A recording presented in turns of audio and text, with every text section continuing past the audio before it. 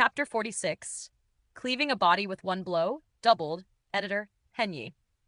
Chapter 46. Cleaving a Body with One Blow. Dr. Mo looked slightly astounded at his left hand, then returned his gaze to Han Li. He said disdainfully, "Interesting. It seems like you really didn't idle around for a year, even unexpectedly training in such a strange skill. But you did really think that you could become my opponent by relying on a few jack-of-all-trades skills? It seems I have not fought for a long period of time. Personally, taking part to exercise my limbs is not a bad idea. I will let you make the first move." Han Li did not pay attention to Dr. Mo's insult. He had already decided to gain the initiative by striking first. As the saying goes, be the first to act and take any opportunities. The short sword in Han Li's left hand was brought towards the front of his body, attracting Dr. Mo's gaze. But from his inner right cuff, he quietly slipped down a white paper bag, dropping it into the center of his right hand. After that, he lifted his hand to scatter a wide stretch of fine white powder from the white paper bag. In the blink of an eye, it turned into a thick white smoke that enveloped Han Li entirely, making his figure appear unclear and indistinct. Moreover, the white smoke quickly diffused throughout the entire house and made the whole room into a vast expanse of whiteness. Even if one were to hold his or her hand out, he or she wouldn't be able to see even his or her fingers. Han Li had strangely disappeared amidst the smoke. Dr. Mo wrinkled his brows. Han Li's move was beyond his expectations, but in his heart, he disregarded it. Because of his experience against this kind of third-rate trick, he had many ways to counter it. It was only because he was afraid that the smoke would prove to be troublesome that he held his breath. With his deep, profound skill, not breathing for 45 to 75 minutes was no problem at all. "Humph! What insignificant talent! And you still dare to show off in front of me!" Dr. Mo snorted coldly. Suddenly, his right hand slapped an empty spot within the smoke. The smoke stirred as if it were being hit by a large club, and it immediately surged upwards, revealing a large distinct hole. Though he could not see Han Li's silhouette, Dr. Mo did not stop. Striking everywhere from all sides, he released more than 10 strikes in a row, making the smoke in the house completely disperse out from the front door. The room returned back to normal, apart from the missing Han Li. Strange. This brat truly has some ability. Even when I am in front of him, he can make himself disappear as if he had ceased to exist. Dr. Mo was astonished, but he did not panic in the slightest. He had kept a constant watch of the door and its vicinity. Even if a flea flew past, it would not escape his detection. He carefully ran his eyes across the entire house. The surrounding bookshelves, a desk, and a chair were untouched. Everything appeared to be the same. There was nothing out of the ordinary. Thus, how could such a big fellow like Han Li disappear completely in a small place like this? Dr. Mo's expression changed. There were slight misgivings in his heart, but he boldly coughed a few times. He then unsteadily walked to the place where Han Li disappeared from, wanting to take a closer look at what actually happened. When he was a few feet away from the area where Han Li disappeared, he stopped and squinted both eyes. He faintly felt a discernible killing intent directed at him from nearby, getting ready to make a move. Dr. Mo's eyes radiated energy that was used to carefully sweep the room.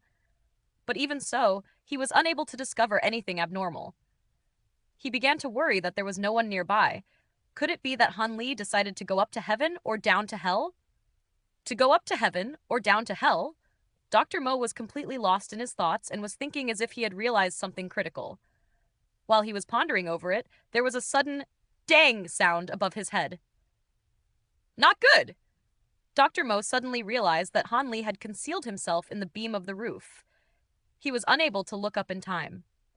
With a shout, Dr. Mo raised his hand upwards and struck his palm severely to stun his opponent in one move. Following the powerful strike, an explosion rumbled out, but the only sound that was audible was a sharp and clear dang.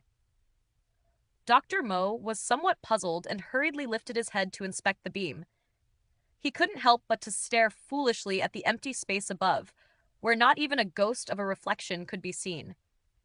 There was only a small black metal bell hanging from the beam of the roof, jingling incessantly in the wake of his strike. This was the source of the dang sound. Not even Han Li's shadow was there. During the time in which Dr. Mo was looking upwards, a wisp of cold light, with the abruptness of a thunderbolt, pierced violently towards Dr. Mo's lower abdomen from under his foot. Its speed was incredibly fast, comparable to lightning or raging fire. He was able to detect it only when it was about to touch Dr. Mo's garments. Dr. Mo turned pale with fright. In a great rush, he reacted instinctively and twisted his body. His whole body seemed as if it did not have a spine as he bent backwards, his body bending into the shape of an arch.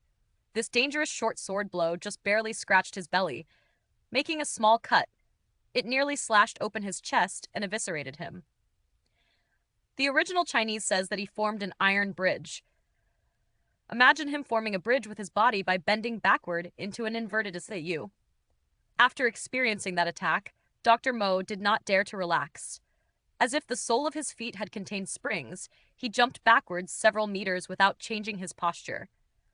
Only after retreating did he dare to rise and look alarmingly yet furiously at the direction where the short sword's flashing light had emerged from, only to see that the ground where Dr. Mo had stood just moments ago began to slowly swell.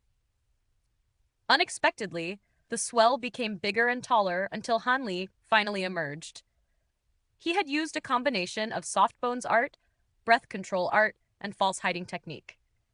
At that moment, Han Li's clothes were the same color as the yellow ground. His left hand carried the same short sword that had nearly hit Dr. Mo, and his eyes expressed an annoyed look. It seemed Han Li felt that it was a pity that he missed his target just now.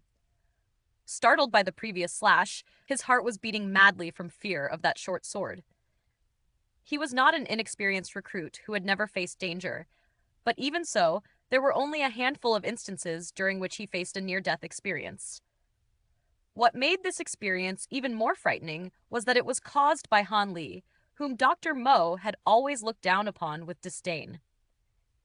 He took a deep breath, his expression finally becoming serene, and said in a dry and rough voice, "It seems that I have underestimated you, my dear young disciple. Your display of skill was not bad.